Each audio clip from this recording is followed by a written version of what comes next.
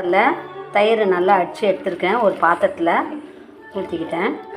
இனிமேல் இப்போ நான் ஒரு கடாய் அடுப்பில் வச்சுருக்கேன்.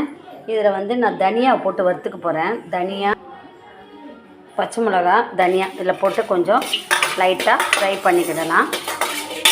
இப்போ இதோட பச்சரிசி நம்ம ஊற வைக்கணும். நான் பச்சரிசி ஊற வைக்கல, அதுக்கு பதில் அரைச்சி வச்ச பச்சரிசி மாவையும் இதோட நான் மிக்ஸி ஜாரில் போட்டு அரைச்சிக்க போகிறேன். தனியா வறுத்து போட்டு அரைச்சி செய்த மோர் குழம்பு ரொம்ப நல்லாயிருக்கும். பச்சை மிளகா, தனியா போட்டு நல்லா வறுத்துக்கலாம். இதுக்கு சீரகம் போட்டு தான் தாளிக்கணும்.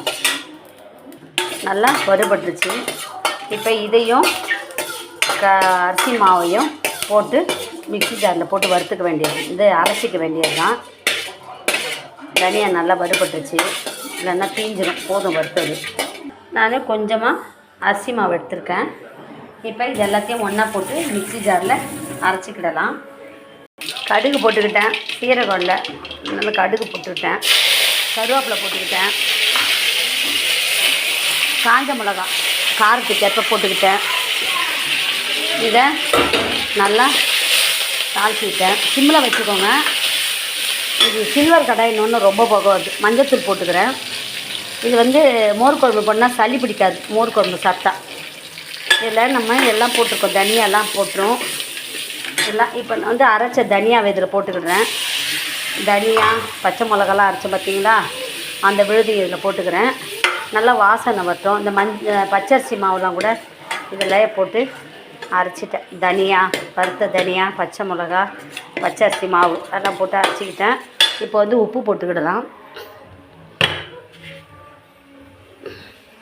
உப்பு பத்தாதுன்னு நினைக்கிறேன். உப்பு போட்டுக்கிடலாம். நல்லா கெட்டியாயிரும். இந்த பச்சை வாசனை போட்டோம். இப்போ நம்ம அடித்து வச்சுருக்கோம் பார்த்தீங்களா, இந்த தயிரை இதில் ஊற்றணும். இது பச்சை வாசனை போயிடுச்சு.